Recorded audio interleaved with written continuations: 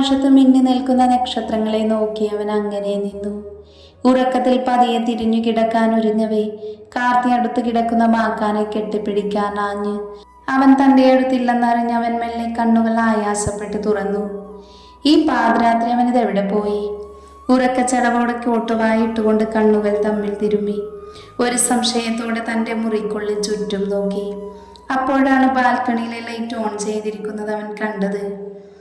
കാർത്തി ഒരു ഉറക്കച്ചടവോടെ പതിയെ ബാൽക്കണിയിലേക്ക് നടന്നു. ചിന്തകളിൽ മുഴുകിയിരിക്കുന്ന മാക്കാന്റെ തോളിൽ തട്ടി ഒരു ഞെട്ടിലോട് അവൻ തിരിഞ്ഞു നോക്കി. ഹോ, പേടിപ്പിച്ചു കളഞ്ഞല്ലോ കാർത്തി. നീ എന്താണ് തനിച്ചിവിടെ വന്ന് നിൽക്കുന്നത്? ഉറക്കച്ചടവോടെ അവൻ ചോദിച്ചു. കിടന്നിട്ട് മര്യാദയ്ക്ക് ഒന്നുറങ്ങാൻ പറ്റുന്നില്ലടാ. എത്ര മയക്കം വന്നാലും പഴയ ഓർമ്മകളിലേക്ക് ഒഴുകുവാണ് മനസ്സ്. അല്ല, നിന്റെ മുഖമൊക്കെ എന്താ വെട്ടി വിയർത്തിരിക്കുന്നേ? അത്രയ്ക്കും പേടി തോന്നുന്ന എന്ത് ഓർമ്മകളാണ് എൻ്റെ മോൻ കണ്ടത്? പ്രത്യേകിച്ചൊന്നുമില്ലടാ. എൻ്റെ ബാല്യത്തിൻ്റെ ഓർമ്മകൾ സ്വപ്നമായി വന്നു, അത്ര തന്നെ. ഇന്ന് അവളുമായി തല്ല പിടിച്ചതല്ലേ, അതുകൊണ്ടായിരിക്കും അവളെ തന്നെ സ്വപ്നം കാണുന്നത്. അല്ലെങ്കിലും അവൾ തന്നെയാണ് എന്നും എൻ്റെ സ്വപ്നത്തിൽ. ഓർമ്മ വെച്ച നാളുകൾ മാത്രം മനസ്സിൽ പ്രതീക്ഷിച്ചിടല്ലേ എൻ്റെ ബാത്തൂനെ ഞാൻ. ഒരു ചിരിയോടവൻ പറഞ്ഞു. അതൊക്കെ ഓക്കെ. എന്നിട്ട് ആ പ്രണയം അവളൊന്ന് അറിയാൻ എത്ര കൊല്ലം വേണ്ടി വന്നു അശ്വിൻ? കാർത്തി ഒരു കള്ളച്ചിരിയോടെ പറഞ്ഞു. ഓരോന്നിനും കാലം ഓരോ സമയം കുറിച്ച് വെച്ചിട്ടുണ്ട്. എൻ്റെ മാത്തൂന് വീണ്ടും കണ്ടുമുട്ടാൻ ഇത്രയും നാൾ വേണമെന്നത് ഒരുപക്ഷെ എൻ്റെ വിധിയായിരിക്കാം. എന്തായാലും കാലം എനിക്കായി അവളെ കാത്തുവെച്ചില്ലേ? അല്ല അശ്വിൻ, ഇപ്പൊ ശ്യാം ജീവിച്ചിരുന്നുവെങ്കിൽ, അവളും ശ്യാമും റിലേഷനിലായിരുന്നുവെങ്കിൽ നീ എന്തു ചെയ്തേനെ? നിന്റെ കാത്തിരിപ്പുകൾ വെറുതെയായി പോകത്തില്ലയോ? കാർത്തി ഒരു ആകാംക്ഷയോടെ അവൻ്റെ ഉത്തരത്തിനായി കാതോർത്തു. മാക്കാനൊന്ന് ചിരിച്ചുകൊണ്ട് കാർത്തിയെ നോക്കി. എൻ്റെ ഉള്ളിലെ പ്രണയം എന്നോടൊപ്പം ആരും അറിയാതെ മണ്ണടിയും വരെ ഞാൻ അവൾക്കായി കാത്തിരുന്നേനെ. ഒരുപക്ഷെ ഈ ജീവിതം അവസാനം വരെ ഒറ്റയ്ക്കങ്ങ് ജീവിച്ചു തീർത്തേനെ. ആഹാ, എന്ത് നല്ല ഉത്തരം. അല്ലടാ, എനിക്കൊരു സംശയം. നന്ദുവിനെന്താ നിന്നെ കണ്ടിട്ട് മനസ്സിലാകാത്തത്? എൻ്റെ കാർത്തി, അതിനവൾക്ക് എന്നോട് പ്രത്യേകിച്ചൊരു ഇഷ്ടവും ഉണ്ടായിരുന്നില്ല. അങ്ങനെയുണ്ടെങ്കിലല്ലേ ഓർമ്മ കാണൂ. എനിക്ക് 15 വയസ്സുള്ളപ്പോഴാണ് ഞാൻ അവളെ അവൻ്റെ മനസ്സിൽ പ്രതിഷ്ഠിക്കുന്നത്. ആ സമയം അവൾക്ക് 10-11 വയസ്സ് മാത്രമേ കാണൂ. ആ രൂപത്തിൽ നിന്നെല്ലാം എനിക്ക് നല്ല വ്യത്യാസമില്ലേ? പിന്നെ എങ്ങനെ അവൾ ഓർക്കാനാ? ചിലപ്പോൾ അവളുടെ ഓർമ്മകളിൽ എവിടെയെങ്കിലുമൊക്കെ ഞാൻ ഉണ്ടാകുമായിരിക്കും. ഒരു നെടുവീർപ്പോട് അവൻ പറഞ്ഞു നിർത്തി. ആ, അതും ശരിയാ.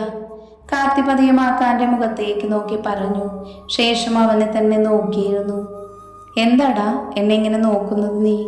ഒരു സംശയത്തോടെ മാക്കാൻ ചോദിച്ചു. സത്യങ്ങളെല്ലാം നന്ദുവിനോട് നാളെ തന്നെ പറയണ്ടേ? ശരിയാണ്, എല്ലാം അവളോട് പറയണം. ബാൽക്കണിയിലെ റെയിനിങ്ങിൽ പിടിച്ച് വിദൂരതയിലേക്ക് നോക്കി അവൻ പറഞ്ഞു. രാവിലെ കിച്ചണിൽ എന്തോ ശബ്ദം കേട്ടാണ് അപ്പു കണ്ണു തുറന്നത്. ഇതെന്താ സൗണ്ടൊക്കെ കേൾക്കുന്നത്? ഒരു സംശയത്തോടെ അവൾ കിച്ചണിലേക്ക് നടന്നു. ഡോറിന് മുൻപിലെത്തിയതും ആ കാഴ്ച കണ്ടൊന്ന് വിശ്വസിക്കാനാവാതെ അപ്പു കണ്ണുകൾ ഒന്നുകൂടെ തിരുമ്മി കിച്ചണിലേക്ക് നോക്കി. ദൈവമേ, ഞാൻ കാണുന്നത് സ്വപ്നമാണോ അതോ യാഥാർത്ഥ്യമാണോ? പതിയെ സ്വന്തം കൈക്കൊന്ന് നുള്ളിക്കൊണ്ട് അവൾ നോക്കി. അതെ, ഇത് യാഥാർത്ഥ്യം തന്നെയാ. പതിയെ കിച്ചണിൽ പാചകത്തിൽ നിൽക്കുന്ന നന്ദുവിനടുത്തേക്ക് ചെന്നു. എൻ്റെ അപ്പുമോൾ ഇത്രയും വേഗം എഴുന്നേറ്റു? ഇന്ന് സൺഡേ അല്ലേ, കുറച്ചു കഴിഞ്ഞ് എഴുന്നേറ്റാൽ മതിയായിരുന്നല്ലോ. ചപ്പാത്തിയുടെ മാവ് കുഴക്കുന്നതിനിടയിൽ നന്ദു അവളോടായി പറഞ്ഞു. അല്ല നന്ദു, ഇതെന്ത് ഭാവിച്ചാണെന്ന് മനസ്സിലായില്ല. അപ്പു അല്പം സംശയത്തോടെ ചോദിച്ചു. എന്നും നീയല്ലേ കുക്ക് ചെയ്യുന്നത്, അതുകൊണ്ട് ഇന്ന് ഞാൻ ചെയ്യാമെന്ന് കരുതി. അതെ, എന്നെ മിഴിച്ചു നോക്കി നിൽക്കാതെ അത് അച്ചുവിനെ വിളിച്ചെഴുന്നേൽപ്പിച്ചേ. രണ്ടുപേരും റെഡിയാകാൻ നോക്ക്. ഒരു കൊഞ്ചലോട് അവളെ നോക്കി പറഞ്ഞ് നന്ദു വീണ്ടും തൻ്റെ ജോലികളിൽ ഏർപ്പെട്ടു. എന്താ സംഭവിക്കുന്നെന്ന് മനസ്സിലാവാതെ അപ്പു അവളെ തന്നെ നോക്കി നിന്നു. നീ ഇതുവരെ പോയില്ലേ? മര്യാദക്ക് പോയി കുളിക്കാൻ നോക്ക് മോളെ, ഏട്ടത്തിയമോ ചെയ്തോളുമെല്ലാം. ഒരു ചിരിയോടെ നന്ദു പറഞ്ഞു. കണ്ടതും കേട്ടതും ഒന്ന് മനസ്സിലാവാതെ അപ്പു ഒന്ന് തലയാട്ടി കാണിച്ച് റൂമിലേക്ക് തിരിച്ചു നടന്നു. ഒരു കുളിയൊക്കെ കഴിഞ്ഞ് ദച്ചു ഡൈനിങ് ടേബിളിൽ ബ്രേക്ക്ഫാസ്റ്റിനായി കഴിക്കാനായിരുന്നു. റൂമിൽ നിന്നും ഇറങ്ങി വരുന്ന അപ്പുവിനെ കണ്ട് അവളൊന്ന് നോക്കി. അതെ അപ്പുമോളെ, സൺഡേ സ്പെഷ്യൽ ബ്രേക്ക്ഫാസ്റ്റ് എന്താ? ആകാംക്ഷയോട് ചോദിച്ചു. അപ്പു ദച്ചുവിനടുത്തായി ചെയറിൽ വന്നിരുന്നു. ഇന്ന് ഞാനല്ല കുക്കിങ്. പിന്നാരാ? ഓർഡർ ചെയ്തതാണോ? അതുമല്ല എൻ്റെ മോളെ. അവളുടെ 2 കവിളിലും പിടിച്ചു വലിച്ചുകൊണ്ട് അപ്പു പറഞ്ഞു. പിടിവിടടി, പിന്നെന്താണെന്ന് വെച്ച വാ തുറന്നൊന്ന് പറയുമോ? നമ്മുടെ നന്ദുമോള ഇന്ന് ഫുൾ പാചകം, അപ്പു ഒരു ചിരിയോടെ പറഞ്ഞു. അവൾ അതിശയത്തോടെ കിച്ചണിന്റെ സൈഡിലേക്ക് നോക്കി. കയ്യിൽ കാസറോളായി വരുന്ന നന്ദുവിനെ തെച്ചു വായും പൊളിച്ച് നോക്കിയിരുന്നു. അതെ തെച്ചുമോളെ, ആ വായെന്നടച്ചു വെക്കാമോ? നന്ദു കാസറോൾ ടേബിളിൽ വെച്ചുകൊണ്ട് പറഞ്ഞു. ഒന്നും മനസ്സിലാകാതെ തെച്ചു അപ്പുവിനെ ഒന്ന് നോക്കി. അവളൊന്നും അറിയാൻ പാടില്ല എന്ന ഭാവത്തിൽ ചുണ്ട് മലർത്തി തലയാട്ടി കാണിച്ചു. നന്ദു 2 പ്ലേറ്റ് എടുത്ത് 2 പേർക്ക് മുന്നിൽ വെച്ചു. ഓരോന്നിലും ചപ്പാത്തിയും കുറുമക്കറിയും വിളമ്പി. അത്ഭുതത്തോടെ അവളെ നോക്കിയിരിക്കുന്നവരോടായി കഴിക്കാൻ പറഞ്ഞു. അവളുടെ മുഖത്ത് കണ്ണു നട്ടിരിക്കുന്ന തെച്ചു പതിയെ പ്ലേറ്റിലേക്ക് നോക്കി അത്ഭുതത്തോടെ അവളെയും നോക്കി. എന്താടി തെച്ചു ഇത്ര നോക്കാൻ? ഇതെന്താടി ഉണ്ടാക്കി വെച്ചിരിക്കുന്നത്? അന്റാർട്ടിക്കയുടെ ഭൂപടമോ? ഒരു ചപ്പാത്തി കയ്യിലെടുത്ത് അവൾക്ക് നേരെ കാട്ടിക്കൊണ്ട് തെച്ചു ചോദിച്ചു. അതെ, ആഫ്രിക്ക ഉണ്ടാക്കാനായിരുന്നു പ്ലാന്. ബട്ട് അത് പറ്റിയില്ല. അതുകൊണ്ട് അന്റാർട്ടിക്കയെ ആക്കാമെന്ന് കരുതി. ഓ, അങ്ങനെയാണോ? ഇതുകൊണ്ടെറിഞ്ഞാലേ ആരെങ്കിലും ചാകുമോ? കരിങ്കല്ലിനേക്കാൾ സ്ട്രോങ്ങും കത്തിയേക്കാൾ മൂർച്ചയുമാണല്ലോ ഇതിന്, ദച്ചു അവളെ കളിയാക്കി പറഞ്ഞു. ആണോ മോളെ? ഏതായാലും നിന്റെ നാക്കിൻ്റെ അത്രയും മൂർച്ചയുള്ളതല്ല, അതുകൊണ്ട് ധൈര്യമായി കഴിച്ചോ, നന്ദു ഇത്തിരി ഗൗരവത്തോടെ പറഞ്ഞു. അത് കേട്ടതോടെ ദച്ചു പത്തി മടക്കി കഴിക്കാനൊരുങ്ങി. ആ കാഴ്ച കണ്ട് അപ്പു ചിരിയടക്കി വാപൊത്തി പിടിച്ചിരുന്നു. നീ എൻ്റെ അപ്പുമോളെ കണ്ടു പഠിക്കാൻ നോക്ക്. സ്നേഹത്തോടെ ഇത്തിരി കാടിവെള്ളം കൊടുത്താലും കണ്ണും പൂട്ടി കുടിക്കും. അത്രയ്ക്ക് വിശ്വാസവും സ്നേഹവുമാണ് അവൾക്ക്. അത് കേട്ടതോടെ അവളുടെയും ചിരി നിന്നു. ദച്ചു ഇടം കണ്ണാൽ അവളെ ഒന്ന് നോക്കി. ചിരിച്ചു മതിയായോ അപ്പുമോളെ? ഒരു കള്ളച്ചിരിയോടെ ദച്ചു ചോദിച്ചു. പതിയെ അവൾ കഴിക്കാൻ തുടങ്ങി. ഒരു നുള്ളു വായിൽ വെച്ചതും ദച്ചു കറിയുടെ എരിവ് കൊണ്ട് കണ്ണും തള്ളി നന്ദുവിനെ ഒന്ന് നോക്കി. നന്ദു ഒരു കണ്ണുരുക്കി കാണിച്ചു. പതിയെ അപ്പുവിനെ നോക്കി. അവളൊന്ന് ഇളിച്ച് കാണിച്ച് പതിയെ ഒരു പീസ് എടുത്ത് കഴിച്ചു. എങ്ങനെയുണ്ട് അപ്പു? നന്ദു ചിരിയടക്കി പിടിച്ച് ചോദിച്ചു. പിന്നെ കൈപുണ്യം സിരകളിലൂടെ അങ്ങ് തലച്ചോറ് വരെ എത്തി. എരിവ് കൊണ്ട് കണ്ണിൽ നിന്നും ഒഴുകിയെത്തിയ കണ്ണുനീര് തുടച്ചുകൊണ്ട് അവൾ പറഞ്ഞു. അപ്പോഴാണ് ദാസും കാർത്തിയും ആക്കാനും അങ്ങോട്ട് വന്നത്. അവരെ കണ്ടതോടെ നന്ദുവിൻ്റെ മുഖം അല്പം ദേഷ്യത്തിലായി. പ്രതീക്ഷിച്ച പോലെ അവരെത്തി. എനിക്കിട്ട് പണിതതല്ലേ അപ്പോൾ, ഇവർക്കും കൂടി പണി കൊടുത്തേക്കാം, അവൾ മനസ്സിലോർത്ത് ഒന്ന് ചിരിച്ചു. എന്താണ് ഒറ്റയ്ക്കിരുന്ന് ചിരിക്കുന്നത്? കാർത്തി പതിയെ അവളുടെ തലക്കിട്ട് കൊട്ടിക്കൊണ്ട് ചോദിച്ചു. ഹേയ്, ഒന്നുമില്ല ചങ്കേ, വന്ന കാലിൽ തന്നെ നിൽക്കാതെ ഇരിക്കാൻ നോക്ക്. നല്ല ചപ്പാത്തിയും കുറുമയും കഴിക്കാം, ഒന്നിളിച്ചു കാണിച്ച് അവൾ പറഞ്ഞു. അത് കേട്ടതോടെ കാർത്തി ചാടിക്കയറിയിരുന്നു. ഒരു പ്ലേറ്റ് എടുത്ത് തനിക്ക് മുമ്പിലായി വെച്ചു. അതെ, ദാസേട്ടൻ എന്താ നോക്കിയിരിക്കുന്നേ? ഇരിക്കു ദാസേട്ടാ, നന്ദുന്ന് പുഞ്ചിരിച്ചുകൊണ്ട് പറഞ്ഞു. ദാസ് പതിയെ അപ്പുവിനെ നോക്കി. ഇയാൾക്കിട്ടൊരു പണിയെടുക്കാൻ പറ്റിയ ടൈം ഇതാണ്, അപ്പു മനസ്സിലോർത്തു. നോക്കി നിൽക്കാതെ ഇരിക്കു ദാസേട്ടാ, അപ്പു ഒരു പുഞ്ചിരിയോടെ പറഞ്ഞു. അത് കേട്ടതോടെ ദാസ് ഫ്ലാറ്റായി. സന്തോഷത്തോടെ അപ്പുവിനെ നോക്കി തലയാട്ടി കാണിച്ചു. ശേഷം ചേറു വലിച്ചിട്ടിരുന്നു. എല്ലാവരുടെയും ശ്രദ്ധ മാക്കാനിലേക്കായി. അവൻ പ്രതീക്ഷയോടെ നന്ദുവിനെ നോക്കി. തന്നോട് മാത്രം അവൾ മിണ്ടാതിരിക്കുന്നത് കണ്ടവൻ ചെറിയ സങ്കടത്തോടെ നിന്നു. കഴിക്കാൻ താല്പര്യമുള്ളവർക്കും ഇരിക്കാം, നന്ദു അപ്പുവിനെ നോക്കി പറഞ്ഞു. ഏട്ടാ, മിഴിച്ചു നിൽക്കണ്ട, അത് ഏട്ടനോടാ. അപ്പു പറഞ്ഞത് കേട്ട് അവൻ ദാസനടുത്തായിരുന്നു. നന്ദു ദാസനും കാർത്തിക്കും ഫുഡ് വിളമ്പിക്കൊടുത്തു. മാക്കാൻ പ്രതീക്ഷയോട് അവളുടെ മുഖത്തേക്ക് നോക്കി. അശ്വിനേട്ടനുള്ളത് ഞാനിപ്പോൾ എടുത്തിട്ട് വരാം. അവൾ ധൃതിയിൽ കിച്ചണിലേക്ക് നടന്നു. എന്തുകൊണ്ടോ അവളുടെ വാക്കുകൾ അത്ര നേരം അവനിൽ നിറഞ്ഞ സങ്കടത്തെ പാടെ ഇല്ലാതെയാക്കി.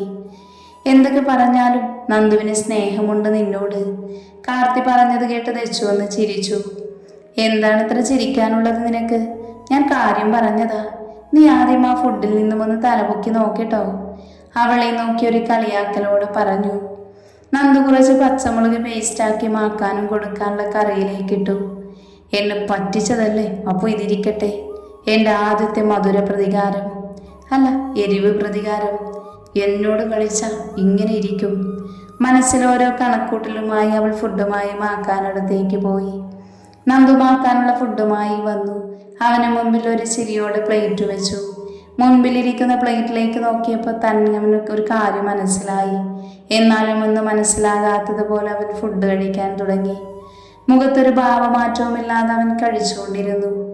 ദൈവമേ, പച്ചമുളക് പേസ്റ്റാക്കി ഇട്ടിട്ടും ഇയാൾക്ക് എന്ത് എരിയാത്തത്? ഇനി പച്ചമുളകിന് പകരം ഞാൻ എടുത്തത് വല്ലതും മാറിയതാണോ? അവളൊരു സംശയത്തോടെ കാർത്തിയെ നോക്കി. കാർത്തി തൻ്റെ പ്ലേറ്റിലെ ചപ്പാത്തി കറികൾ മുക്കിയെടുത്ത് വായിൽ വെച്ചു. അതിൻ്റെ എരിവറിഞ്ഞപ്പോൾ തന്നെ അവൻ്റെ കണ്ണുകൾ ഇപ്പോൾ പുറത്തേക്ക് വരുമെന്ന് ഭാവത്തിലായി. പതിയെ ദച്ചുവിനെ ഒന്ന് നോക്കി. അവൾ ലിച്ച് പിടിച്ചിരിപ്പുണ്ട്.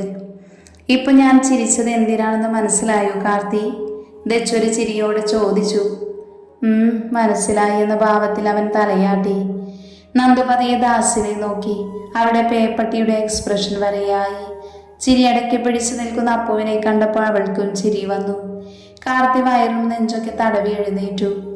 എടി നന്ദു, പറഞ്ഞു ബുദ്ധിമുട്ടണ്ട, ബാത്റൂം അവിടെയാ. കേൾക്കേണ്ട താമസം കാർത്തി അങ്ങോട്ട് ഓടി. ദാസേട്ടൻ എഴുന്നേറ്റ് സ്വന്തം ഫ്ലാറ്റിലേക്ക് ഓടി. ദച്ചുവും അപ്പവും കിച്ചണിൽ മത്സരിച്ച് പഞ്ചാര തീറ്റ തുടങ്ങി. മാക്കാൻ മാത്രം മുഖത്തൊരു റിയാക്ഷനും ഇല്ലാതെ കഴിച്ചെഴുന്നേറ്റു. കൈ കഴുകിയ ശേഷം അവൻ നന്ദുവിനടുത്തേക്ക് വന്നു. അവിടെ കുർത്ത പതിയെ പൊക്കി കുനിഞ്ഞു നിന്ന് അതിലായി മുഖം തുടച്ചു. ഛേ, താനെന്ത് വൃത്തികേടാണ് ഇവിടെ കാണിക്കുന്നേ? അല്പം ദേഷ്യത്തോടെ അവനിൽ നിന്നും തൻ്റെ കുർത്ത പിടിച്ചു വലിച്ചവൾ ചോദിച്ചു. ഞാനെന്ത് വൃത്തികേടാ കാണിച്ചത് മാത്തു? ഇപ്പൊ കാണിച്ചതിന് പുണ്യപ്രവൃത്തിയായി കാണണോ ഞാന്? ഓഹോ, അതിനെന്താ? എൻ്റെ അച്ഛൻ എൻ്റെ അമ്മയുടെ സാരി തലപ്പിലാണ് മുഖം തുടക്കാറുള്ളത്. ഞാനും അത് തന്നെയാ ചെയ്തത്. എൻ്റെ ഭാര്യയാകാൻ പോകുന്നവളുടെ ഡ്രസ്സിൽ മുഖം തുടച്ചു, അത്രയേ ഉള്ളൂ. ആരോടു തൻ്റെ ഭാര്യയാകാൻ പോകുന്നത്? വേറെ ആര്? നീ തന്നെ. ആ പൂതി നാലാക്കി മടക്കി തൻ്റെ പോക്കറ്റിൽ ഇട്ടിടൂ, കോട്ടുമാക്കാനേ, അവൾ ദേഷ്യത്തോടെ പറഞ്ഞു. ഡീ! അവനൊരു അലർച്ചയോട് അവളുടെ കയ്യിൽ പിടിച്ചു വലിച്ച് അവനിലേക്ക് അടുപ്പിച്ചു നിർത്തി. ഒരു ശ്വാസമെടുക്കാനുള്ള അകലം പോലുമില്ലാതെ അവൻ്റെ ഇരുതോളിലുമായി കൈകൾ വെച്ച് അവൾ നിന്നു. അവളുടെ കണ്ണുകൾ പതിയെ മാക്കാൻ്റെ കണ്ണുകളിൽ ഉടക്കി. അവനിൽ വിടരുന്ന വികാരം എന്തെന്നറിയാതെ അവർ പരസ്പരം കണ്ണുകളിലൂടെ കഥ പറഞ്ഞുകൊണ്ടിരുന്നു. അവൻ്റെ കണ്ണിലേക്ക് നോക്കും തോറും അവളുടെ ദേഷ്യം അലിഞ്ഞില്ലാതെയായിക്കൊണ്ടിരുന്നു. കൂടുതൽ എരിവ് കഴിച്ചതിനാൽ മാക്കാൻ്റെ മുഖം പതിവിലും ചുവന്നിരുന്നു. മാക്കാൻ്റെ കണ്ണുകളിലേക്ക് നോക്കും തോറും എനിക്കെന്നെ തന്നെ നഷ്ടമാകുകയാണല്ലോ. ദൈവമേ, നീ എനിക്ക് കൺട്രോൾ തരണേ. ഒരു പ്രാർത്ഥനയോടെ അവൾ അവനിൽ നിന്നും അകന്നു മാറാനൊരുങ്ങി. പക്ഷേ അകന്നു മാറും മുന്നേ അവൻ്റെ ആദരങ്ങൾ അവളുടെ ആദരങ്ങളെ കവർന്നെടുത്തിരുന്നു. തള്ളി മാറ്റാനാവുന്നത്ര അവൾ ശ്രമിച്ചു. അവൻ കൂടുതൽ അവളിലേക്ക് അടുത്തുകൊണ്ടിരുന്നു. ഒരു നിമിഷം അവളും അവൻ്റെ പ്രണയത്തിൽ ലയിച്ചു. പരസ്പരം അവർ തങ്ങളുടെ പ്രണയത്തെ കൈമാറി നിന്നു. ഒരു പുഞ്ചിരിയോട് അവൻ അവളിൽ നിന്നും അകന്നു മാറി. പതിയമാക്കാൻ അവൻ്റെ അതിരങ്ങളെ ഒരു കള്ളച്ചിരിയോടെ തലോടി. ഇതുപോലുള്ള മധുര സമ്മാനങ്ങൾ ഉണ്ടെങ്കിലേ എത്ര വലിയ എരിവും കഴിച്ചോളാം ഞാൻ, അവനൊരു കള്ളച്ചിരിയോടെ പറഞ്ഞ് അവളുടെ കവിളിൽ തട്ടി. നടന്നതെന്ന് മനസ്സിലാകാതെ തലയിലെ കിളികൾ പറന്ന് നന്ദു അങ്ങനെ നിന്നുപോയി.